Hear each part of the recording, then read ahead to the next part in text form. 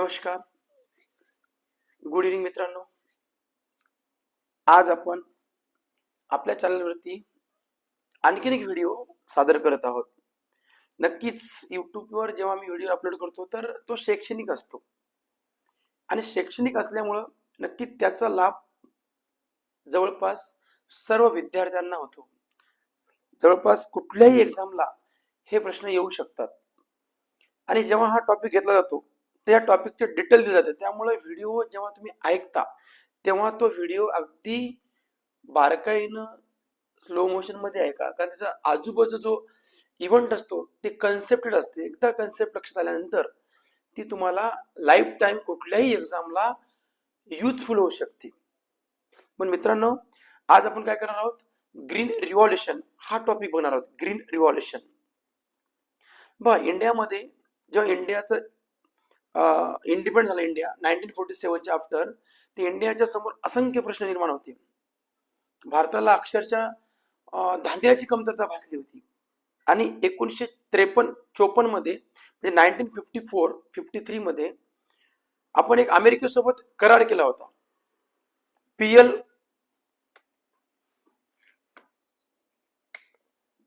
454.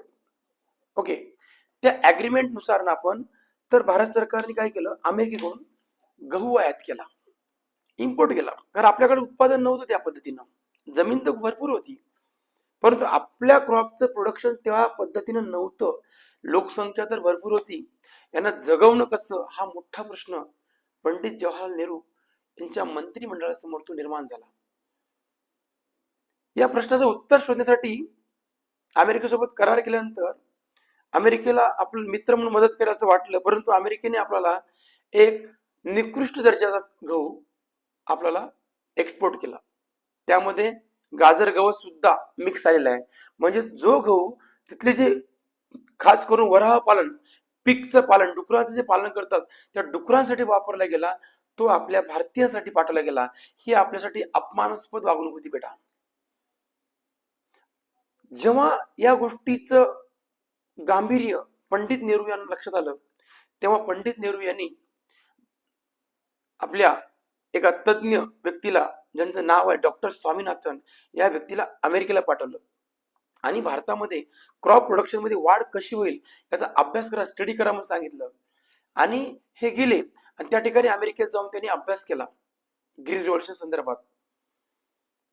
कारण अमेरिकेमध्ये हेक्टरी 30 क्विंटल 40 क्विंटल उत्पादन होतं, भारतामध्ये तेच उत्पादन 2 ते 3 क्विंटल होतं. भारताची जमीन चांगली होती, सॉइल चांगली होती, सगळं चांगलं होतं, पण प्रोडक्शन कमी होतं. मग याचं काय करायचं, यासाठी जेव्हा डॉक्टर स्वामीनाथन अमेरिकेला गेले, त्या स्टडी केली, त्यानंतर त्यांनी भारतात आले आणि भारतामध्ये त्यांनी ग्रीन रिव्हॉल्युशनचा मुहूर्त रोवला. आणि ग्रीन रिव्हॉल्युशन हरियाणा, पंजाब, उत्तर प्रदेशच्या वरच्या साईडला ते प्रयोग करण्याचं त्यांनी ठरवलं. आणि प्रयोग जेव्हा सुरू केला 1965-66 मध्ये, ऑब्विसली पंडित नेहरूचं निधन झालं होतं, पण त्यांचा प्लान पुढे आला होता. लाल बहादूर शास्त्री त्यावेळेस प्राईम मिनिस्टर होते, पण नंतर ते पण वारले. आणि हा जे सक्सेसफुल आहे, इंदिरा गांधी प्राईम मिनिस्टर बनल्यात आणि इंदिरा गांधी तो प्रयोग पुढे केला. डॉक्टर स्वामीनाथन यांना सपोर्ट केला आणि आपल्या देशामध्ये ग्रीन रिव्हॉल्युशनचं डेव्हलपमेंट करून गव्हाचं प्रोडक्शन वाढवलं, इतकं जबरदस्त वाढवलं, जे आपले एक हेक्टरी 2 ते 3 क्विंटल गहू होत होते त्याचं प्रोडक्शन वाढवून ते 20 ते 25 क्विंटल व्हायला सुरुवात झाली. आणि यामुळे आपल्या अन्नाचा प्रश्न म्हणजे फूडचा प्रश्न निकाली निघाला आणि त्यामुळे त्यांना फादर ऑफ ग्रीन रिव्हॉल्युशन म्हणतात. ऍक्च्युली डॉक्टर स्वामीनाथन इंडियाचे फादर ऑफ ग्रीन रिव्हॉल्युशन आहेत, पण मित्रांनो जागतिक रिव्हॉल्युशनचे जनक कोण आहेत वर्ल्डचे, तर doctor Norman Borlaug. Doctor Norman Borlaug world green रिव्हॉल्युशनचे फादर आहेत. त्यांनी अमेरिकेमध्ये ऑलरेडी ते ग्रीन रिव्हॉल्युशन सक्सेसफुल केली होती, इंडियामध्ये होण्याच्या अगोदर 15 वर्ष अगोदर. आणि त्याच अनुकरण नंतर डॉक्टर स्वामीनाथन, म्हणून आपण काय म्हणायचं की ग्रीन रिव्हॉल्युशन फादर कोण आहेत, doctor Swaminathan.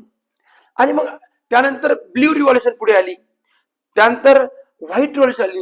White revolution milk production साठी केलं, white revolution milk production, milk production म्हणजे दुधाचं प्रोडक्शन वाढवलं. त्याचे जनक कोण आहेत? तर त्याचे डॉक्टर वर्गीस कुरियन. कारण बघा, जसा देश वाढतो, जसे आपल्या कुटुंबात समस्या निर्माण होतात, त्या देशामध्ये सुद्धा असंख्य समस्या निर्माण होतात. त्या समस्या सोडवण्याचं काम कोणाचं असतं? तर देशाच्या प्रमुखाचं असतं बेटा. आणि त्या समस्या सोडवण्यासाठी असंख्य प्रयोग चालू असतात, आपल्याला माहिती नसतात. एवढी लोकसंख्या स्पीडने वाढत होती, त्या लोकसंख्येला फूड कसं प्रोव्हाइड करायचं, तर त्यासाठी ग्रीन रेव्होल्यूशन क्रिएट झाली. ते सक्सेसफुल झाले, तर हिंमत वाढली भारताची. भारत काय एवढं श्रीमंत राष्ट्र नव्हतं, पण भारताची हिंमत वाढली आणि भारताने काय केलं मग? तर ब्ल्यू रिव्हॉल्युशन सुद्धा समोर आणली. ब्ल्यू रिव्हॉल्युशन काय? फिशच्या संबंधित आहे. फिश म्हणजे मासेमारी. बघा, माशातून काय आपल्याला व्हिटॅमिन ई मिळतं.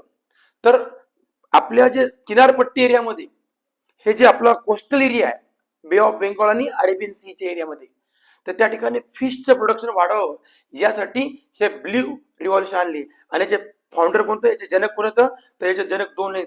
एक आहे हिरालाल चौधरी आणि दुसरा आहे अरुण कृष्णन. हे दोघं, यांना फादर ऑफ ग्रीन रिव्हॉल्युशन समजलं जातं. ब्ल्यू काय कशाचं? तर ब्ल्यू.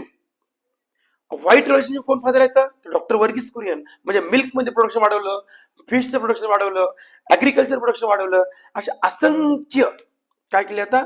तर प्रोडक्शन वाढून आपल्याला काय केलं? ग्रीन रिव्हॉल्युशन तयार केली आणि आपल्या भारतीय लोकांचं पोट भरण्याचं काम केलं. लक्षात? जर तुम्हाला प्रश्न कधी आला फादर ऑफ ब्ल्यू रिव्हॉल्युशन, तर काय नाव सांगायचं बेटा? अरुण कृष्णन या हिरालाल चौधरी या दोघांनी मिळून तो प्रोजेक्ट पुढे आणला. आणि आज लाखो शेतकरी किंवा कोस्टल एरियामध्ये फिशचे प्रोडक्शन वाढून बरेच लोक जगत आहेत. त्यानंतर काय केलं माहितीये का? Father of pink revolution. Pink revolution आणली. त्याचे जनक कोण आहेत? दुर्गेश पटेल. बरोबर आहे. मग असंख्य रिव्हॉल्युशन आहे बेटा. पिंक रिव्हॉल्युशन फादर कोण आहेत? दुर्गेश पटेल. रेड रिव्हॉल्युशन, असंख्य रिव्हॉल्युशन. या दुर्गेश पटेल काय केलं? Pink revolution. Father of golden revolution काय केलं? गोल्डन रिव्हॉल्युशन ज्याला कोण आहेत मग? तर निरपख तुतर्च. तुतच निरपख तुतच. त्यानंतर अशा असंख्य रिव्हॉल्युशन समोर आले बघा. पण सक्सेसफुल होणारे रिव्हॉल्युशन कोणते आहेत? तर त्या तीन आहेत. एक blue revolution, white revolution, green revolution. Green revolution म्हणजे आज विचार करा, रेशन कार्ड वरती जे आपला राशनच्या दुकानामध्ये जे आपल्याला अन्न मिळते, फूड मिळते बेटा बाळा, जे फूड मिळते ते फ्री आपण का देतो माहितीये का? कारण आज सरकारकडे जरी दुष्काळ पडला कुठल्याही भागामध्ये इंडियामध्ये, तर 5 ते 7 वर्ष बफर स्टॉक असतो बेटा. तुम्ही लक्षात ठेवा, लॉंग टर्म साठी कन्सेप्ट. बाकी मी क्वेश्चन लिहून देतो, कन्सेप्ट लक्षात ठेवा. कारण बफर स्टॉक असल्यामुळे सरकार काय करते? गरिबांना मोफत देते, काय हरकत नाही. 3 रुपये किलो का 4 रुपये किलो आपलं तांदूळ मिळतं राशन कार्डावरती, आणि 2 रुपये किलो गहू मिळतात. ऍक्च्युअली तो मार्केटमध्ये भाव किती आहे आपल्याला माहिती आहे. तांदळाचा राईसचा भाव किती आहे? 40 ते 50 किलो आहे. 50 रुपये पर केजी. तर ते सरकार किती रुपये देते आपल्याला? 3 रुपये केजी या 2 रुपये केजी देते बेटा. म्हणजे सांगायचं तात्पर्य का? का सरकारला फार मोठा साठा आहे बफर स्टॉक राईसचा, आणि सरकार जिम्मेदारी आहे. आपण म्हणतो देशाचा विकास झाला, विकास झाला देशाचा, पण आपल्या देशाची लोकसंख्या वाढल्यामुळं हा विकास दडपला गेला. किती लोकसंख्या तुफान ग्रो होती, मग यांना कसं प्रोव्हाइड होते एवढं फूड? शक्य नाही. म्हणून ग्रीन रिव्हॉल्युशन सक्सेस झाली, ब्ल्यू रिव्हॉल्युशन सक्सेस झाली, तुमची व्हाईट रिव्हॉल्युशन सक्सेस झाली. ह्या सगळं तुमच्या अभ्यासक्रमाला का ठेवले असतील बेटा? कारण का माहितीये का? ह्या कधी झाल्या? तर एक 1966, 1965, तर व्हाईट रिव्हॉल्युशन तर 1971, 1971. आणि इतकं लेट झालं तरी पण मित्रांनो आपल्याला अभ्यासाला का ठेवलं? कारण ग्रीन रिव्हॉल्युशन मुळे फूड वाढलं. आपला इंडिया कसं ऍग्रिकल्चर कंट्री आहे. कसं आहे? ऍग्रिकल्चर. इंडियाचा एरिया किती आहे? 32,87,263 स्क्वेअर किलोमीटर. ही गंगा जी रिव्हर आहे ना, गंगा रिव्हरची लेंथ आहे 2510 किलोमीटर. या गंगा रिव्हर आपल्या साधारणतः 5 स्टेट मध्ये जाते. त्या दोन्ही बाजूनं फार मोठ्या प्रमाणात फिट म्हणजे गव्हाचं प्रोडक्शन होते बेटा, आणि शुगरचं होतं. म्हणजे sugar, wheat, turmeric, rice, multiple production आपल्या देशामध्ये होतं. आपण आपल्याला पुरून सुद्धा आपण काय करतो? एक्सपोर्ट करतो. हे या रिव्हॉल्युशनची ताकद आहे.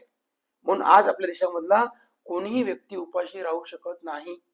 कारण आपल्या देशामध्ये तेवढं फूड क्रिएट केलेलं आहे. मग तुमच्या अभ्यासक्रमामध्ये ठेवलेलं बरं का, मग त्याला विसरायचं नाही. जेव्हा मी सांगतोय तर हे तुम्हाला आता 9 वाजले रात्रीची तुम्हाला का सांगतोय हे लक्षात ठेवा की ग्रीन रिव्हॉल्युशन, ब्ल्यू रिव्हॉल्युशन याचं इम्पॉर्टन्स काय. हे 12th पर्यंत, म्हणजे 12 नाही, UPSC पर्यंत तुम्ही कोणती एक्झाम द्या सहज प्रश्न विचारतात. Father of green revolution doctor Swaminathan. कशासाठी केली ग्रीन, तर ग्रीन रिव्हॉल्युशन झाली व्हीट आणि राईस साठी. आलं लक्षात. फादर ऑफ ब्लॅक रिव्हॉल्युशन, आता ब्लॅक रिव्हॉल्युशन कशासाठी झालं, तर ब्लॅक रिव्हॉल्युशन हे ब्लॅक रिव्हॉल्युशन कोलसाठी, कोल दगडी कोळसा माहिती तुम्हाला, ब्लॅक दगडी कोळसा. ब्लॅक रिव्हॉल्युशन त्याच्यामध्ये कोल किती आहेत, there are 4 types, anthracite, bituminous, lignite, पीट. त्याच्यामध्ये कार्बन किती पर्सेंट आहे त्याच्यावरती डिपेंड राहतं.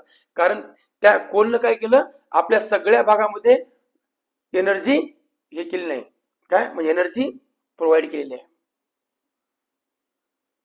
बघा ना, आज थर्मल पॉवर प्लांट आपल्याकडे जी लाईट आहे ती कशावर चाललेली आहे, थर्मल पॉवर प्लांट. उचलू नका बेटा फोन. थर्मल पॉवर प्लांट काय, तर थर्मल पॉवर प्लांट हा कोळशावर चालणारे प्लांट आहेत, दगडी कोळशावर चालणारे प्लांट आहेत. आणि तो हे पण ब्लॅक रिव्हॉल्युशन पण चालवले. ब्लॅक रिव्हॉल्युशन 2 प्रकारचे आहे, एक कोल संदर्भात आहे आणि पेट्रोलियम पदार्थ संदर्भात आहे. ओके, क्रूड ऑइलला पण आपण काय म्हणतो, या दोन्हीवर सुद्धा काम केले गेलं. असे असंख्य रिव्हॉल्युशन करून आपल्या देशाला सुजलम सुफलम बनवण्याचं काम केलं बेटा. आपला देश ऍग्रिकल्चर मध्ये सुद्धा डेव्हलप आहे, सगळ्यामध्ये आहे. परंतु एकाच गोष्टीमुळे प्रॉब्लेम मध्ये येतो, तो म्हणजे पॉप्युलेशन. जेव्हा पॉप्युलेशन आपली कंट्रोल येईल ना, तेव्हा हे यश, हे विकास समोर येईल. ओके, म्हणून green revolution, blue revolution, white revolution, pink revolution, black revolution, yellow revolution. Yellow revolution soybean related आहे. ओके, ऑइल साठी, आपल्या घरगुती ऑइल साठी. रेड रिव्हॉल्युशन मीठ साठी, मटणासाठी, मीठ साठी. रेड रिव्हॉल्युशन ओनियन साठी रेड रिव्हॉल्युशन आहे, दोन्हीचे एकच नाव त्याचं. म्हणजे ओनियनचं प्रोडक्शन वाढवलं, मीठचं प्रोडक्शन वाढवलं, म्हणजे एवढ्या लोकांना जगवणे सोपी बाब नाही. मल्टिपल रिव्हॉल्युशन भारतामध्ये पुढे आणल्या गेल्या का, आणि हाय इल्ड उत्पादन म्हणजे हायेस्ट उत्पादन या जाती तयार केल्या आणि त्यातून मोठ्या प्रमाणात उत्पादन तयार झालं. ओके, म्हणून प्लीज लक्षात ठेवा. धन्यवाद. छोटीच कन्सेप्ट आहे पण खूप महत्वाची आहे. थँक्यू.